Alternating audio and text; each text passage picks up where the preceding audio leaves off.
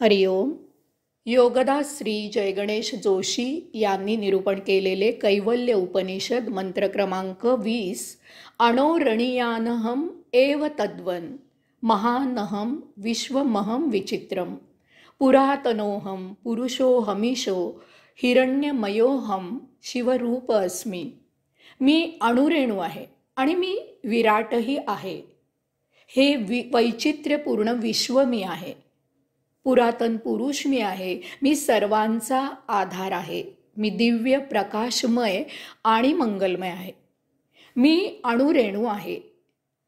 या विश्वात सर्वात लहान अतिसूक्ष्माहूनही लहान जे काही आहे ते आत्मतत्व आहे. याचे कारण म्हणजे प्रत्येक वस्तूत आत्मतत्व भरलेले आहे.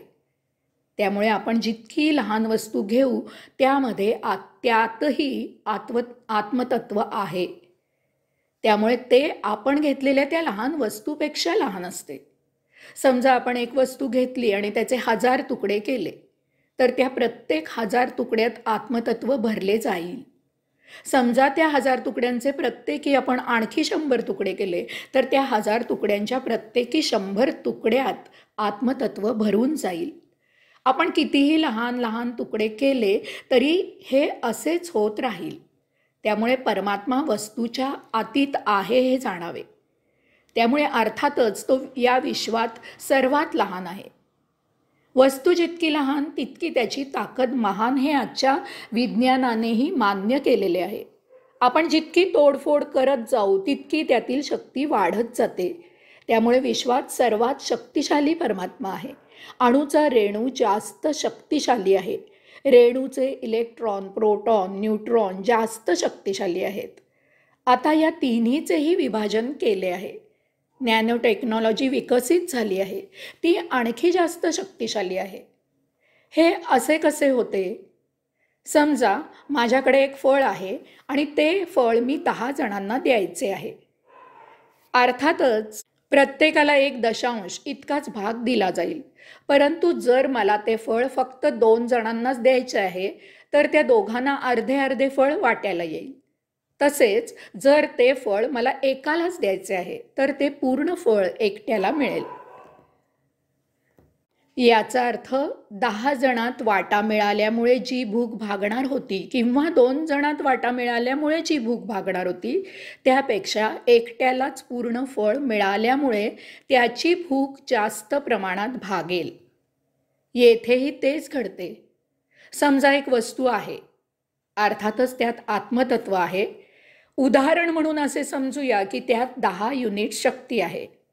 आता असे समजा की त्या वस्तूचे 10 तुकडे केले तर असे होत नाही की त्या प्रत्येक तुकड्यात 1 युनिट आत्मतत्व विखुरले जाते.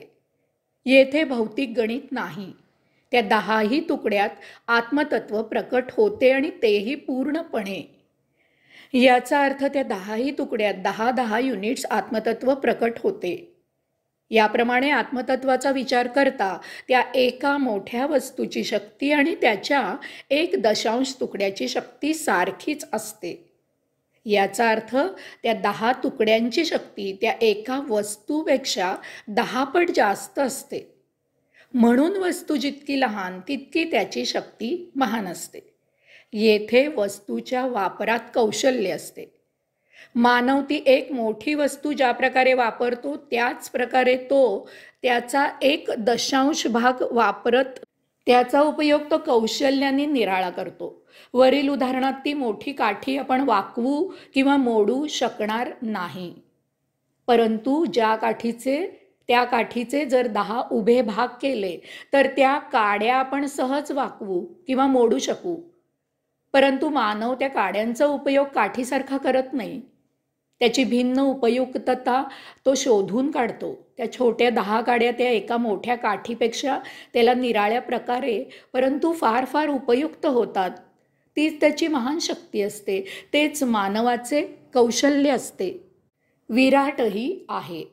परमात्मा विराट आहे. नित्य नूतन नवनवीन ग्रह दिसू लागले आहेत. पृथ्वीपासून सध्या सर्वात दूर सापडलेला एक ग्रह पृथ्वीवरून तब्बल 872 वर्षांनी फक्त एकदा दिसणार आहे. यावरून तो विश्वाला किती मोठी प्रदक्षिणा घालत आहे याची कल्पनाही करवत नाही. यावरून हे विश्व किती विराट आहे, त्याचा घेर किती विस्तृत आहे, या विचाराने आपण केवळ अचंबित व्हायचे आहे. आपला सूर्य आपल्या पृथ्वीपेक्षा 60 लाख पट मोठा आहे. तरीही हा सूर्य फार लहान आहे असे म्हणतात, कारण याहून महाकाय सूर्य या विश्वात आहेत. असे अब्जावधी सूर्य आहेत.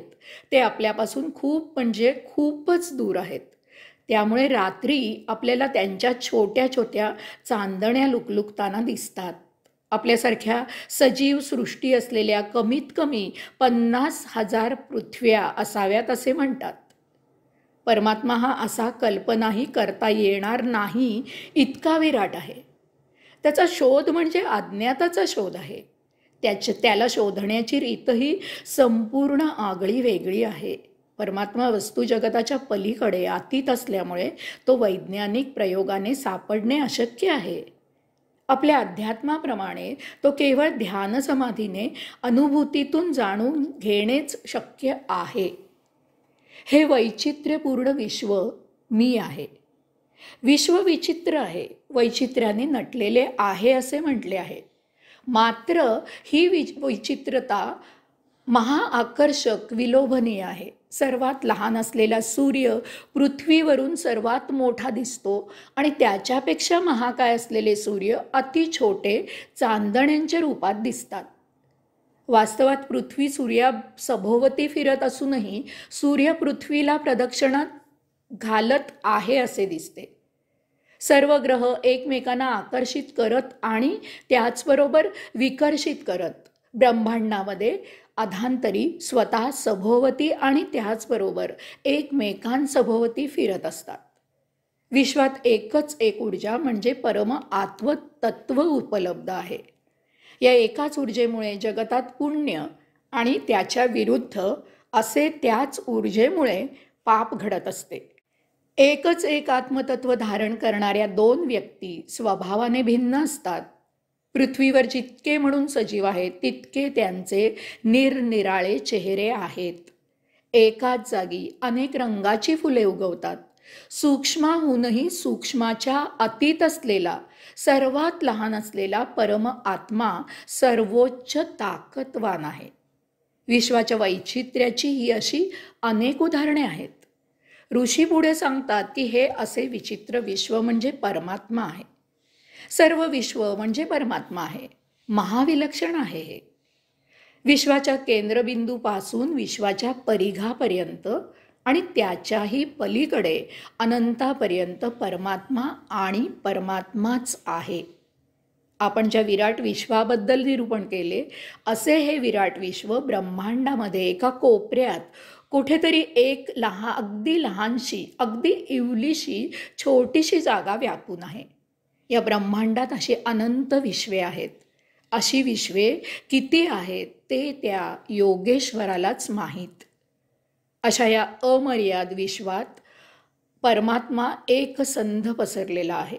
तो विखुरलेला किंवा तुकड्या तुकड्याने नाही, त्याने त्या अनंत अतिविराट अशा ब्रह्मांडाचा कण आणि कण भरभरून व्यापलेला आहे.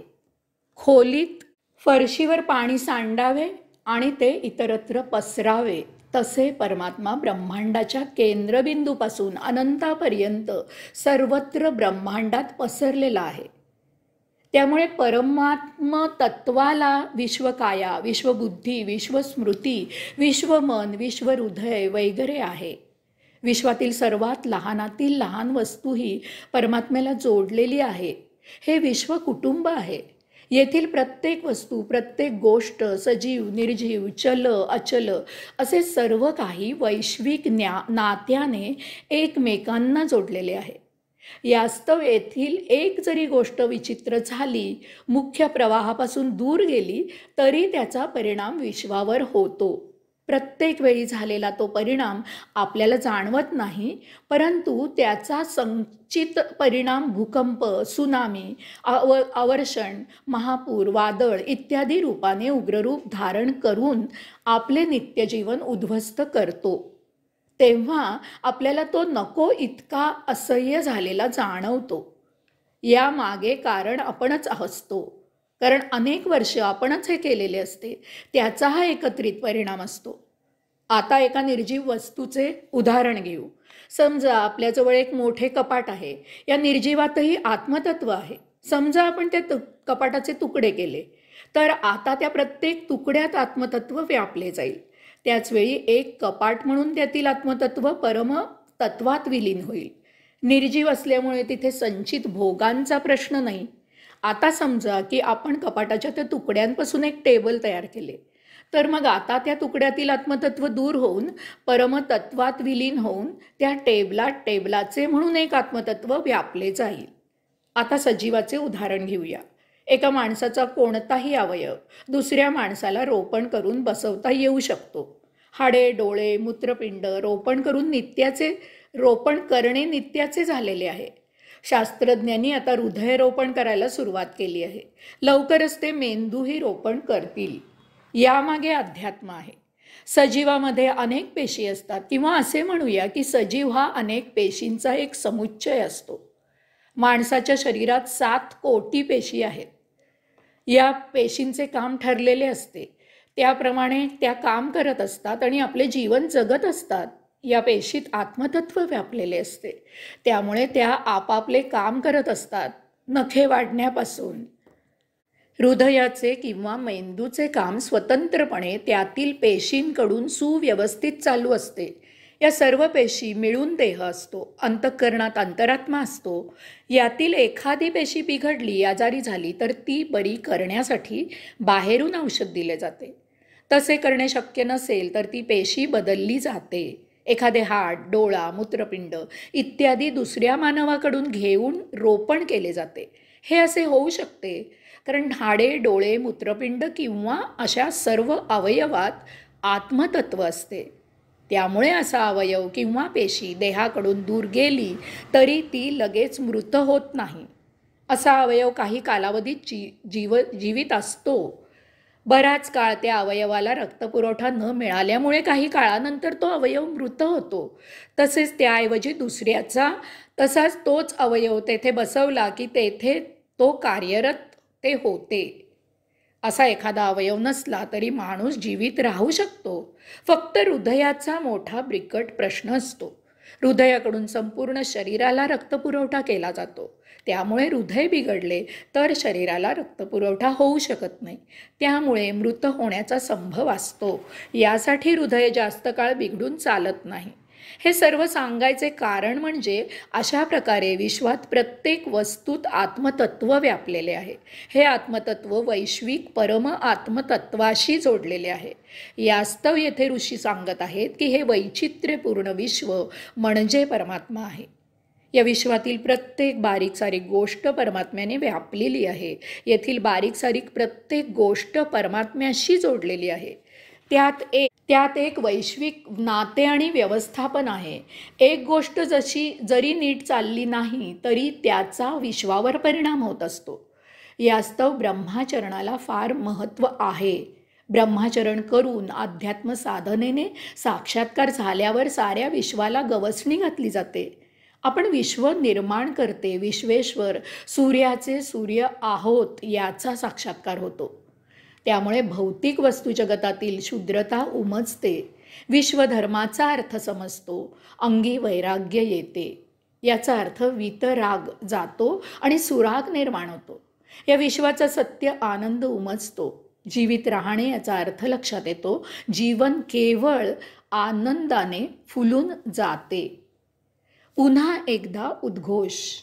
यास्तव आता ऋषींनी पुन्हा एकदा उद्घोष केला आहे की परमात्मा पुरातन पुरुष आहे. तोच सर्वांचा आधार आहे. तोच दिव्य प्रकाशमय आहे, मंगलमय आहे. हरिओम.